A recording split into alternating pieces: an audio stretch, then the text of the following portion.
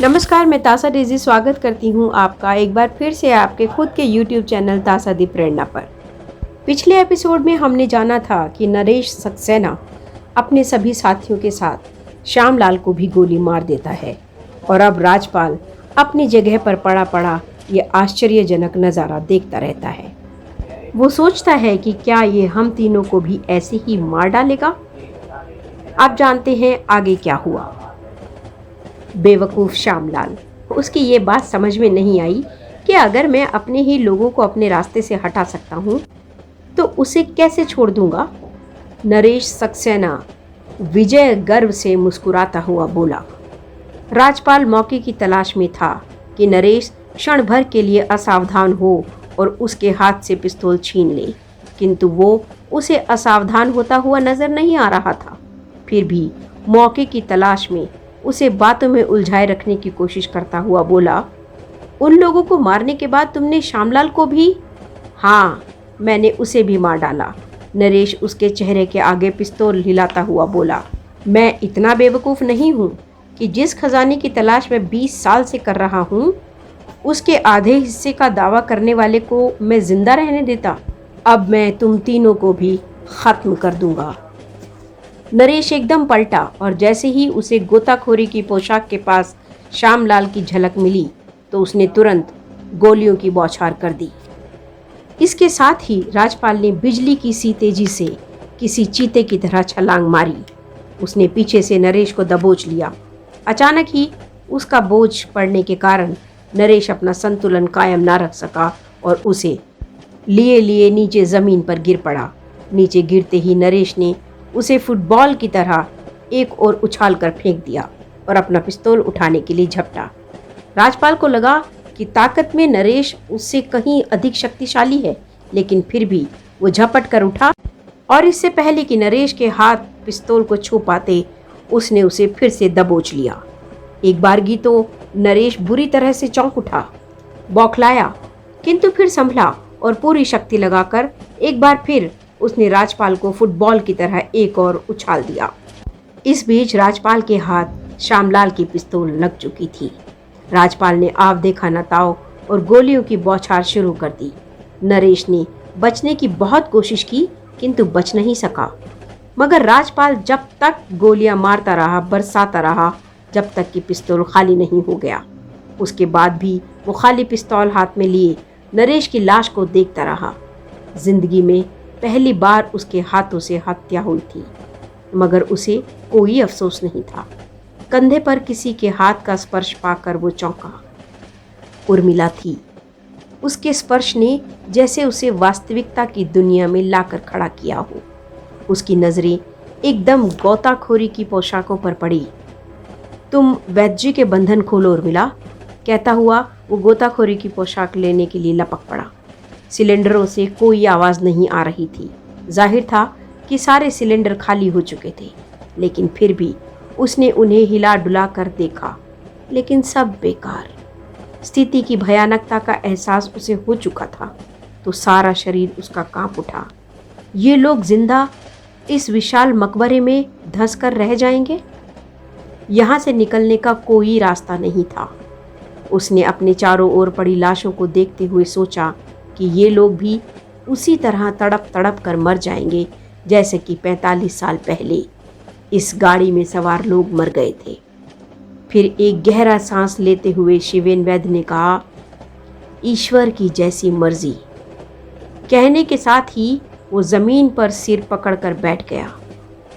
बाहर दिन और रात की परिक्रमा चलती रही और यहाँ भीतर उस गुफा में मौत की परिक्रमा चालू हो चुकी थी। सबसे पहले तो टॉर्चों की रोशनी धीमी पड़नी शुरू हो गई। रोशनियां बुझ गई, अंधेरा छा गया, भयानक मौत का सा अंधेरा। धीरे धीरे ये तीनों बेहोश हो गए। जब राजपाल को होश आया तो उसने अपने आप को एक कमरे में पलंग पर पड़ा पाया। पहले तो उसकी समझ में कुछ नहीं आया कि ये हकीकत है या सपना, लेकिन तभी एडिटर देशराज मुस्कुराता हुआ बोला, तुम तो रिपोर्टर हो और मैं एडिटर, जाहिर है मेरी खोपड़ी में तुमसे ज़्यादा ही फालतू अक्ल होगी। बस उसी अक्ल का इस्तेमाल किया मैंने और नतीजा तुम्हारे सामने है। देशराज ने उसे बताया, जब तुम्हारा तार मिला कि तुम रेलगाड़ी की तलाश में कहीं जा रही हो तो मुझे किसी किस्म का शक ना हुआ। हाँ, मैंने ये ज़रूर सोचा था कि आखिर तार भेजने की जगह तुमने फ़ोन पर बात क्यों नहीं कर ली मुझसे। लेकिन चौंका तब जब लगभग एक हफ्ते के बाद तुम्हारे पिता ने आकर मुझे शंकित करने वाली खबर सुनाई। तुम शायद अपनी माँ से ये कह गए थे कि राजापुर में शिवेन वैद्य के यहाँ तुम्हारी शादी की बातचीत करने के लिए तुम्हारे पिता को भेज दे। करणपाल तुम्हारी माँ के आग्रह पर राजापुर गया, मगर वहाँ उसे न शिवेन वैद्य मिला और न और मिला। पड़ोसियों से पूछताछ करने पर उसे मालूम हुआ कि रिपोर्टर के पिता आए थे और वो बाप बेटी को अपने साथ राजधानी ले गए। रवाना होने से पहले शिवेन वैद्य ने यह बात अपने पड़ोसी को बता दी थी, जिसे वो अपनी गैर हाजिरी में मकान की निगरानी रखने के लिए कह गया था। करणपाल ने लौटकर मुझे सारा किस्सा सुनाया तो तुम्हारे प्रति चिंतित हो उठा मैं, क्योंकि इस तरह उन दोनों को किसी अज्ञात व्यक्ति द्वारा धोखे से ले जाना शक पैदा करने वाली बात थी। मैंने कलकत्ता के उस होटल में पूछताछ करवाई कि शायद वहां से कुछ मालूम हो सके कि तुम आगे कहाँ गए हो। जब मुझे ये मालूम हुआ कि कोई अन्य व्यक्ति तुम्हारा अथॉरिटी लेटर लेकर आया था और हिसाब करके तुम्हारा सामान ले गया, तो मुझे किसी षड्यंत्र की गंध महसूस होने लगी। तुम उस रेलगाड़ी की तलाश में थे। शिवेन वैद्य और उसकी बेटी भी किसी न किसी रूप से इस किस्से से संबंधित थे। तुम्हारी तलाश में तो मैंने एक प्राइवेट जासूस को नियुक्त किया और खुद ये जानने की कोशिश में लग गया कि उस रेलगाड़ी में और कितने लोगों की दिलचस्पी है। आखिर मुझे लंदन के अपने एक सूत्र से इस बात का जवाब मिल गया कि गाड़ी में 20 करोड़ का सोना लदा हुआ है। सारी घटना पर गंभीरता से विचार करने पर ये बात भी साफ हो जाती है कि जो भी कोई लोग हैं तुम्हारे और शिवेन वैद्य के माध्यम से रेलगाड़ी में लदे उस सोने तक पहुंचना चाहते हैं। काफ़ी सोच विचार के बाद मैंने रेल मंत्रालय से उस इलाके के पुराने नक्शे निकलवा कर देखे। वहाँ खान की ओर जाती हुई रेलवे लाइन मिल गई। अब ये पता लगाना था कि उस खान में उस रेलगाड़ी को छुपाने लायक लंबी चौड़ी जगह है भी या नहीं। उस खान का नक्शा देखने के लिए मैं माइन डिपार्टमेंट के रिकॉर्ड रूम में गया। वहाँ मालूम हुआ कि उस खान का नक्शा ही गायब है। मेरा शक और भी पुख्ता हो गया कि रेलगाड़ी उसी खान में होनी चाहिए। इस संबंध में मैंने सरकारी अधिकारियों से मुलाकातें की। सबने ही मेरे विचार को हंसी में उड़ा दिया। आखिर बड़ी मुश्किल से एक अधिकारी इस बात के लिए तैयार हुआ कि चट्टान के ऊपर से एक सुराख करके किसी तरह रस्सी की सीढ़ी के द्वारा खान के भीतर उतरा जा सकता है। अगर रेलगाड़ी और सोना मिल गया तो आगे की कार्यवाही की जाएगी, नहीं तो काम वहीं बंद कर दिया जाएगा। ऐसा ही किया गया। सुराख करने के बाद उन लोगों के साथ रस्सी की सीढ़ी के सहारे मैं भी नीचे उतरा। रेलगाड़ी भी मिल गई और सोना भी, साथ ही तुम लोग भी। हाँ, इतना ज़रूर है कि अगर हमें पहुंचने में एक आध दिन की भी देर हो जाती तो बहुत गड़बड़ हो जाती। तुम तीनों उस वक्त अंतिम सांसें ले रहे थे। हमने तुम्हें निकालकर फौरन ही दारागंज के एक हॉस्पिटल में भिजवाया। और तो कोई ख़ास बात नहीं थी, बस भूख ही तुम्हारी मौत का कारण बनने जा रही थी। और यहाँ ग्लूकोज चढ़ाया गया तो तुम्हारी हालत सुधरना शुरू हो गई। और उर्मिला, वो भी ठीक है, तुम्हारे बराबर वाले कमरे में है, चाहो तो मिल लेना। देशराज शरारत से आंख दबाकर बोला, इसलिए बूढ़े को मैंने दूसरे वाले कमरे में डलवा दिया है ताकि वो कबाब में हड्डी ना बन सके। वैसे पट्टे मर बड़े स्टाइल से रहे थे तुम महबूबा के आगोश में। होठों पर वाह कहने के साथ ही देशराज हंस पड़ा। राजपाल ने शर्माकर सिर झुका लिया। अरे अब शर्माना छोड़ो और जाकर अपनी महबूबा के हालचाल पूछो। देशराज फिर बोला, तुम्हारे मम्मी डैडी आजकल में ही आते होंगे यहाँ। खबर भेजी है मैंने। मैं तो कहता हूँ कि शादी करके उस छोकरी को साथ ही ले चलो। मगर इतनी जल्दी ये सब कैसे संभव है? संभव तो सब कुछ है, लेकिन करोड़पति बनने के बाद शादी करो तो और भी मज़ा रहेगा। करोड़पति? हाँ भाई, उस खोए हुए सोने का पता लगाने के लिए सरकार तुम्हें इनाम देगी कि नहीं? करोड़ों के इनाम मिलेंगे तुम्हें। लेकिन मैंने क्या किया है? सब कुछ तो आपने किया है। आप अगर वक्त पर ना पहुंचते तो हम क्या इस वक्त जिंदा रहते? असली इनाम के हकदार तो आप हैं। तुम्हारी ये विनम्रता ही मेरे लिए बहुत बड़ा इनाम है। उस इनाम को तो तुम ही रखना। जाओ अपनी महबूबा के हालचाल भी पूछ लो। लेकिन एक बात मेरी समझ में नहीं आई सर। वो क्या? ट्रेन को खान की ओर ले जाने के लिए लाइन बदलने की भी ज़रूरत नहीं पड़ी होगी क्या? तो जिस व्यक्ति ने लाइन बदली होगी और गाड़ी गुजरने के बाद उसे सीधा किया होगा, उसे तो ये मालूम ही था कि गाड़ी कहाँ है।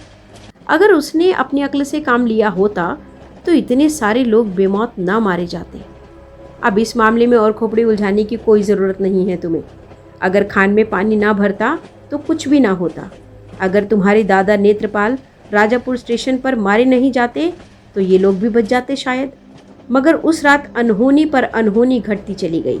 जिस आदमी ने लाइन बदली, हो सकता है वो किसी दुर्घटना का शिकार हो गया हो, या उसके ज़िम्मे इतना ही काम था।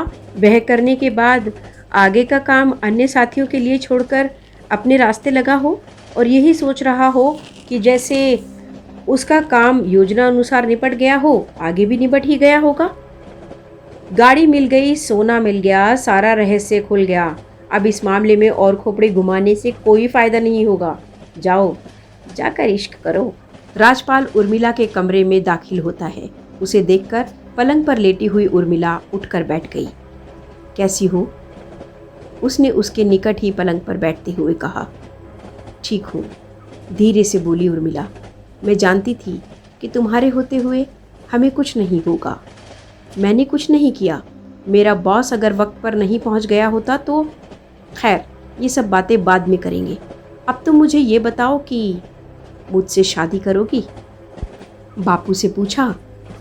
मुझे तुम्हारे बापू से नहीं, तुमसे शादी करनी है। तुम हाँ या ना में जवाब दो।